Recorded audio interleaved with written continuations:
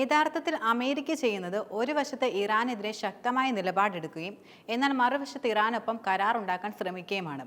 America കൈക്കൊള്ളുന്ന ഈ നിലപാടിനോട് പല പ്രാവശ്യം ഇറാൻ പരസ്യമായി എതിർപ്പ് പ്രകടിപ്പിച്ച് രംഗത്തും വന്നിരുന്നു. ഡൊണാൾഡ് ട്രംപ് പ്രസിഡന്റായി അധികാരമേറ്റതിനു ശേഷം പശ്ചിമേഷ്യയുടെ സംഘർഷങ്ങൾ വലിയ തോതിൽ യഥാർത്ഥത്തിൽ വർദ്ധിക്കുകയാണ് ചെയ്തിട്ടുള്ളത്. ഇസ്രയേലിന്റെ ഗാസയിലെ ആക്രമണത്തിന് പിന്നിലെ ബുദ്ധിയും ട്രംപിന്റേതാണെന്നതിൽ സംശയമില്ല. കൂടാതെ ഇറാനെതിരെ സൈനിക നടപടിയെടുക്കാൻ അമേരിക്കയും മേഖലയിലെ അവരുടെ സയനിസ്റ്റ് പ്രോക്സിയും ആലോചിക്കുന്നുണ്ടെന്ന തരത്തിലും വ്യാപകമായ അഭ്യൂഹങ്ങൾ ഇതിനോടകം തന്നെ വർദ്ധിക്കുകയും ചെയ്തിട്ടുണ്ട്. ഇത്തരമൊരു നീക്കത്തിനെതിരെ ഇറാൻ പല പ്രാവശ്യം അമേരിക്കയ്ക്ക് മുന്നറിയിപ്പ് നൽകി രംഗത്ത് വന്നിരുന്നു. ഇറാന്റെ സൈനിക സജ്ജീകരണവും ഉയർന്ന ശേഷിയും കണക്കിലെടുത്ത് നോക്കിയാൽ അമേരിക്കയുടെ അത്തരം കണക്കുകൂട്ടലുകളുടെ അനന്തരഫലങ്ങൾ വിനാശകരമാകുമെന്നാണ് സൈനിക ഉദ്യോഗസ്ഥർ മുന്നോട്ട് വയ്ക്കുന്ന നിർദ്ദേശമെന്നാണ് ഇറാൻ മാധ്യമങ്ങളെല്ലാം തന്നെ റിപ്പോർട്ട് ചെയ്യുന്നത്. 2020 ജനുവരിയിൽ ഉന്നത ഭീകരവിരുദ്ധ കമാൻഡർ ജനറൽ ഖാസിം സുലൈമാനിയുടെ വധത്തിനു ശേഷം ഇറാൻ ഇതിനോടകം അവരുടെ സൈനിക ശേഷി പ്രത്യേകിച്ച് മിസൈൽ കൃത്യത കാര്യമായി തന്നെ വർദ്ധിപ്പിക്കുകയും ചെയ്തിട്ടുണ്ട്. പടിഞ്ഞാറൻ ഇറാഖിലെ INL അസാദ് താവളത്തിന് നേരെയുണ്ടായ പ്രതികാര ആക്രമണം അമേരിക്കൻ ലക്ഷ്യങ്ങളെ ആക്രമിക്കാനും ഇറാന്റെ കഴിവ് ശരിക്കും പ്രകടിപ്പിക്കുന്നതുമാണ്. ട്രൂ പ്രോമിസ് 1, ട്രൂ പ്രോമിസ് 2 എന്നിങ്ങനെയുള്ള യുദ്ധങ്ങളിൽ പ്രകോപിതരായപ്പോൾ ഇറാൻ വീണ്ടും തങ്ങളുടെ സൈനിക ശക്തി കാര്യമായി തന്നെ പ്രകടിപ്പിച്ചിട്ടുമുണ്ട്. നൂറുകണക്കിന് ഇറാനിയൻ മിസൈലുകൾ ഇസ്രായേലി പ്രതിരോധ സംവിധാനങ്ങളെ മറികടന്നും ടെൽ അവീവ്, ഹൈഫ എന്നിവയുടെ ഉൾപ്പെടെയുള്ള അധിനിവേശ പ്രദേശങ്ങൾക്കുള്ളിലെ ലക്ഷ്യങ്ങളെ കടന്ന് ആക്രമിക്കുകയുണ്ടായി. Bahrain, Cyprus, Iraq, Jordan, Kuwait, അധിനിവേശ Palestine, Oman, Qatar, Saudi Arabia, Syria, UAE എന്നിങ്ങനെ തുടങ്ങി നിരവധി രാജ്യങ്ങളായി വ്യാപിച്ചു കിടക്കുന്ന ഒട്ടനവധി താവളങ്ങളും സൗകര്യങ്ങളുമുള്ള അമേരിക്കൻ പശ്ചിമേഷ്യയിൽ ഗണ്യമായ സൈനിക സാന്നിധ്യം നിലനിർത്തുകയും ചെയ്യുന്നുണ്ട്. ആഗോളതലത്തിൽ എണ്ണയുടെ ഒഴുക്ക് നിയന്ത്രിക്കുക, അതുപോലെ നിർണായകമായ ചോക്ക് പോയിന്റുകളുടെ സ്വാധീനം നിലനിർത്തുക, സയനിസ്റ്റ് സ്ഥാപനത്തിന്റെ നിലനിൽപ്പ് ഉറപ്പാക്കുക എന്നിങ്ങനെയുള്ള വിവിധ തന്ത്രപരമായ ഉദ്ദേശങ്ങളാണ് ഈ താവളങ്ങൾ കൂടുതലും നിറവേറ്റുന്നത്. കഴിഞ്ഞ വർഷത്തിന്റെ അവസാനത്തോടെ അമേരിക്കൻ സൈനിക ഉദ്യോഗസ്ഥർ റിപ്പോർട്ട് ചെയ്തത് പല മേഖലകളിലായിട്ടും ഏകദേശം 40,000 സേവനാംഗങ്ങൾ ഉണ്ടായിരുന്നെന്നായിരുന്നു.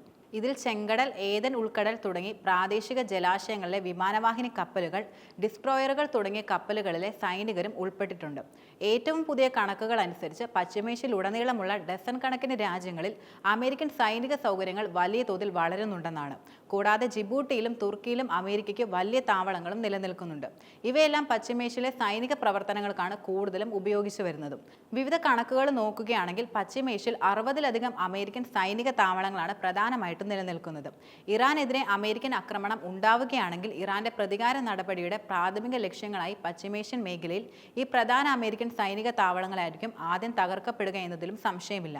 ഖത്തറിലെ ദോഹയുടെ തെക്കു പടിഞ്ഞാറായി സ്ഥിതി ചെയ്യുന്ന അൽ ഉദൈദ് എയർബേസ് പശ്ചിമേഷ്യയിലെ ഏറ്റവും വലിയ അമേരിക്കൻ സൈനിക താവളവും ഇറാഖിലും സിറിയയിലും ഉൾപ്പെട്ട മേഖലയിലുടനീളമുള്ള വ്യോമ പ്രവർത്തനങ്ങൾക്കുള്ള നിർണായകമായ കേന്ദ്രവുമായിട്ടാണ് നിലനിൽക്കുന്നത്.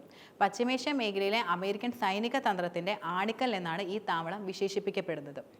മാത്രമല്ല, ഈ താവളം യഥാർത്ഥത്തിൽ അമേരിക്കൻ വ്യോമസേനയുടെ 379ാമത് വ്യോമ പരിവേഷണ വിഭാഗത്തിന്റെ ഭാഗമായിട്ട് നിർമ്മിച്ചതുമാണ്.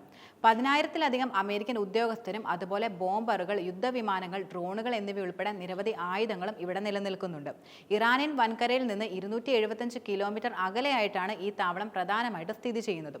അതിനാൽ എല്ലാ പ്രവർത്തനക്ഷമമായ ഇറാനിയൻ ബാലിസ്റ്റിക് മിസൈലുകൾക്കും ദീർഘദൂര റോക്കറ്റ്, പീരങ്കി സംവിധാനങ്ങൾക്കും ലഭ്യമായ മിക്ക കാമിക്കസ് ഡ്രോണുകൾക്കും വളരെ എളുപ്പത്തിൽ തന്നെ ഈ താവളത്തെ ലക്ഷ്യം വെക്കുവാൻ കഴിയുന്നതാണ്. ഇതുകൂടാതെ അമേരിക്കയുടെ മറ്റൊരു പ്രധാനപ്പെട്ട സൈനിക താവളമാണ് ബഹ്റൈനിലെ മനാമയിൽ സ്ഥിതി ചെയ്യുന്ന NSI ബഹ്റൈൻ എന്നത്. ഇറാനിയൻ പ്രദേശത്ത് നിന്നും 200 കിലോമീറ്റർ അകലെ സ്ഥിതി ചെയ്യുന്ന ഈ നാവിക താവളത്തെയും ഇറാൻ എളുപ്പത്തിൽ ആക്രമിക്കാൻ കഴിയും. ആക്രമണത്തിലും പ്രതിരോധത്തിലും അമേരിക്കൻ നാവികസേന ഒരു ശക്തമായ എതിരാളിയായിട്ടാണ് നിലനിൽക്കുന്നത്. പേർഷ്യൻ ഗൾഫിന്റെ ഇറാന്റെ അത്യാധുനിക കപ്പൽ വേദ മിസൈലുകളുടെ ഭീകരമായ ആയുധ ശേഖരത്തിന് മുന്നിൽ അമേരിക്ക ശരിക്കും ഭയപ്പെടുകയും വേണം. ഇസ്ലാമിക് റിപ്പബ്ലിക്കിന്റെ ആദ്യകാലങ്ങളിൽ നിലനിന്നിരുന്നത് പോലെ അമേരിക്കൻ വിമാനവാഹിനി കപ്പലുകൾ ഇനി ഒരു ഭീഷണിയില്ലെന്നും പകരം പ്രതികാരത്തിനുള്ള അവസരമാണെന്നും ഇറാനിയൻ സൈനിക ഉദ്യോഗസ്ഥർ ആവർത്തിച്ച് വെളിപ്പെടുത്തുകയും ചെയ്തിട്ടുണ്ട്. ഇവ കൂടാതെ ഖത്തറിലും പാലസ്തീനിലും ജോർദാനിലും ഇറാഖിലും കുവൈറ്റിലുമൊക്കെയായി അമേരിക്കയ്ക്ക് വലിയ സൈനിക താവളങ്ങളും നിലനിൽക്കുന്നുണ്ട്. ഇറാന് നേരെ ഏതെങ്കിലും തരത്തിലുള്ള ശക്തമായ ആക്രമണത്തിന് അമേരിക്ക ഒരുങ്ങുകയാണെങ്കിൽ ആ കേന്ദ്രങ്ങളെല്ലാം ഇറാന്റെ ഇരയാകുമെന്നതിലും സംശയമില്ല. ഇറാന്റെ ദീർഘദൂര ബാലിസ്റ്റിക് മിസൈലുകൾ ഉടനടി ഈ ലക്ഷ്യങ്ങളിലേക്കായിരിക്കും എത്തുക. എന്നാൽ ഇസ്ലാമിക് റിപ്പബ്ലിക് ഒരിക്കലും ഒരു യുദ്ധത്തിന് തുടക്കമിടാൻ ശ്രമിക്കില്ല. എന്നാൽ ശത്രുക്കളുടെ ഭീഷണിക്കോ ആക്രമണ പ്രവർത്തനങ്ങൾക്കോ ദൃഢമായ പ്രതികരണം നൽകാൻ ഒരു മടിയും കാണിക്കില്ലെന്നും ഇസ്ലാമിക് റവല്യൂഷണറി ഗാർഡ്സ് കോർപ്സിന്റെ ചീഫ് കമാൻഡർ ഹോസൈൻ സലാമി മുന്നറിയിപ്പ് നൽകി രംഗത്ത് വന്നിരുന്നു. യമന്റെ സൈനിക സേനയുടെ സമീപകാല ഇസ്രയേൽ വിരുദ്ധ പ്രവർത്തനങ്ങളിൽ ഇറാൻ സഹായിച്ചതായി അമേരിക്കയും ശക്തമായി ആരോപിക്കുന്നുണ്ട്. അൽസറുള്ള ചെറുത്തുനിൽപ്പ് പ്രസ്ഥാനത്തിന് ഇറാൻ നൽകുന്ന പിന്തുണ നിർത്തലാക്കണമെന്ന് അമേരിക്കയും ആവശ്യപ്പെട്ടിരുന്നു. ഇതിനെ തുടർന്നാണ് മേജർ ജനറൽ ഹോസൈൻ സലാമി ഈ പ്രസ്താവന പ്രധാനമായിട്ടും നടത്തിയത്.